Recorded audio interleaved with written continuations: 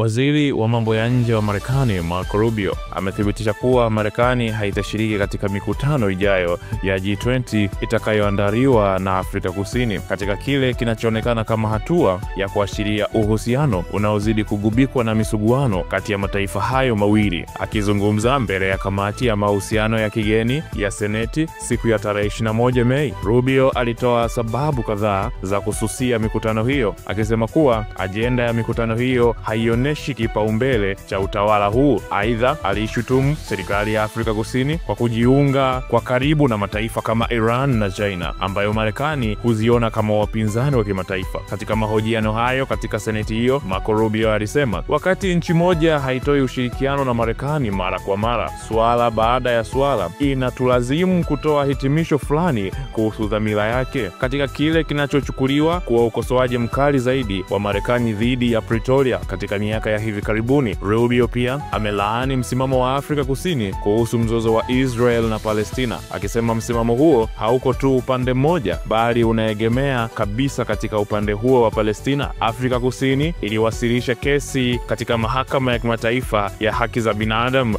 ICJ mnamo mwaka 2023 ikishutumu Israel kwa kuendesha mauaji ya halaiki dhidi ya Wapalestina kupitia operesheni zake za kijeshi katika ukanda wa Gaza. Mahakama hiyo ilitoa agizo la dharura mnamo Januari 2024 ikiitaka Israel kusitisha mashambulizi, lakini serikali ya Tel Aviv imeipuuzia agizo hilo na kuendelea na operesheni zake katika ukanda wa Gaza. Mvutano huo ulianza baada ya shambulio la Hamas dhidi ya Israel mnamo Oktoba mwaka 2023, hatua iliyozusha mzozo wa kikanda unaoendelea, huku Tel Aviv ikitangaza operesheni mpya ya kijeshi kama juhudi ya kuliteka eneo la Gaza dhidi ya mahasimu wake, yani Hamas. Matamshi ya Rubio yanajiri wakati rais wa Afrika Kusini Cyril Ramaphosa akianza ziara yake mjini Washington kwa lengo la kurekebisha na kufufua uhusiano wa pande hizo mbili. Kwa mujibu wa taarifa kutoka ofisi yake, Ramaphosa anatarajiwa kukutana na rais wa Marekani Donald Trump siku ya tarehe 22 Mei kujadili mapendekezo mapya ya kibiashara yaliyowasilishwa na serikali yake. Tayari Ramaphosa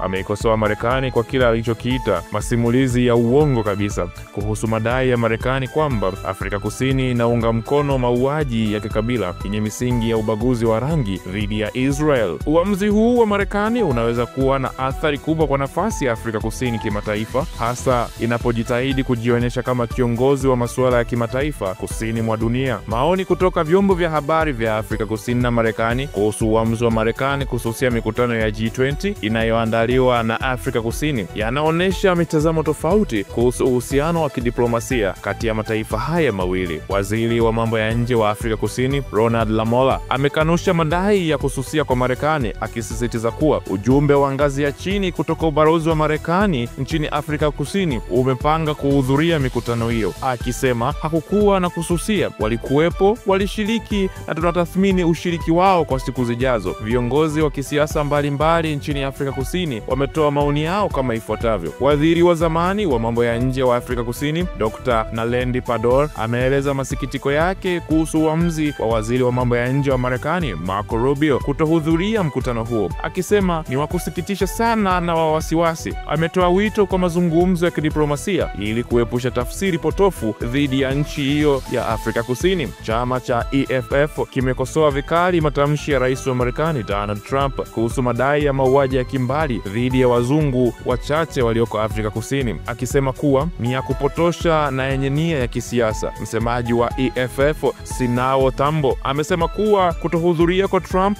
na serikali yake ni fursa kwa mataifa mengine kama China, Iran pamoja na Urusi kuimarisha mipango ya kiuchumi na Afrika Kusini isiyotegemea nguvu yoyote kutoka ukanda wa magharibi, hasa nchi ya Marekani. Muungano wa haki za hali ya hewa wa Afrika Kusini unaofahamika kama Pan Africa PACJA umelaani uamuzi wa Rubio, ukisema kuwa unadhoofisha roho ya ushirikiano wa kimataifa na kupuuza jukumu muhimu la Afrika katika kushughulikia changamoto za kimataifa kama mabadiliko ya hali ya hewa na mabadiliko ya tabia nchi. Shirika la habari la Associated Press limeripoti kuwa kutokuwepo kwa viongozi wa juu wa Marekani katika mikutano ya G20 nchini Afrika Kusini kunaashiria kuzorota kwa uhusiano kati ya nchi hizo mbili, hasa kutokana na tofauti zao kuhusu sera za ndani ya Afrika Kusini na misimamo yake katika masuala ya kimataifa kama mzozo wa Israel pamoja na Palestina. Palestina. Maoni haya yanadhihirisha utofauti mkubwa ya mitazamo kati ya Afrika Kusini na Marekani kuhusu ushirikiano wa kimataifa na masuala ya sera za ndani na nje. Wakati Afrika Kusini inasisitiza uhuru wake wa kidiplomasia na umuhimu wa kushughulikia changamoto za kimataifa kwa pamoja, Marekani inaonekana kuchukua msimamo wa kujitenga na kupinga baadhi ya ajenda zinazopendekezwa na Afrika Kusini katika uongozi wake wa G20. Kwa mujibu wa Waziri Lamola, licha ya kutokuwepo kwa viongozi wa juu wa Marekani,